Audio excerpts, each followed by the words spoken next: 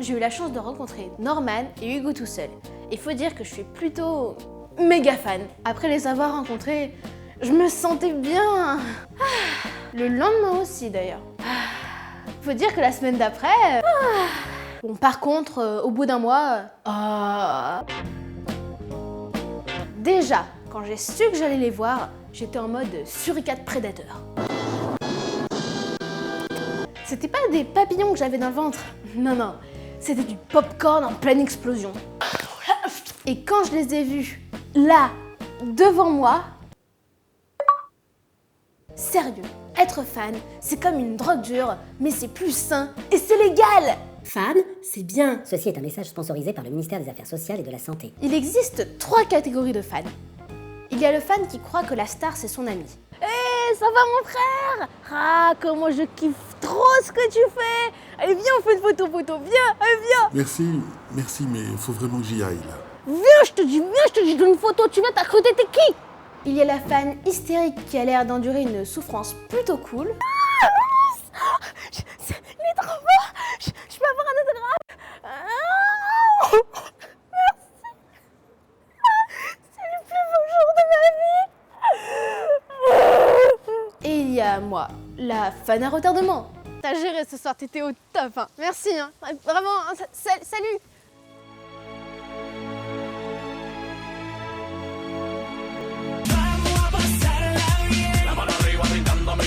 Heureusement, à ce moment-là, mon idole est loin. Ensuite, dans ces 3 catégories, il y a même des sous-catégories qui font des trucs assez bizarres. Il y a les fans qui suivent leur star partout.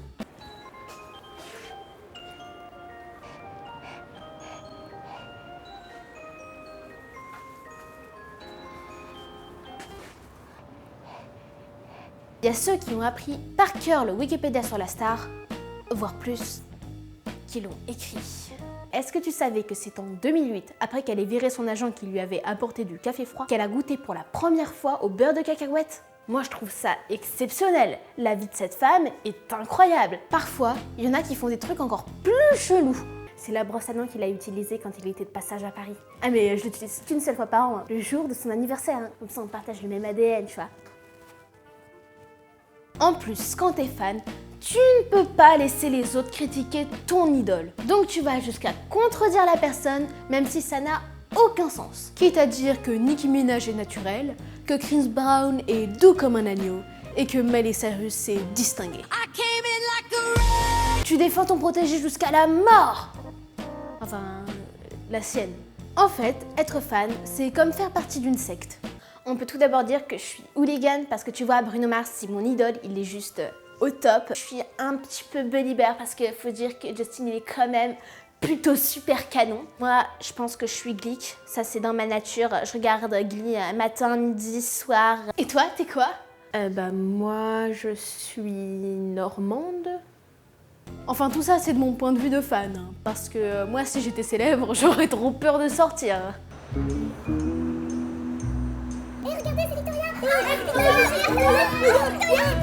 Et vous êtes quel genre de fan? Vous pouvez vous abonner à ma chaîne YouTube, partager ma vidéo et aimer ma page Facebook. Et si vous êtes grave fan de moi, vous pouvez contacter mon agent pour me rencontrer, comme ça on prendra un verre et tout.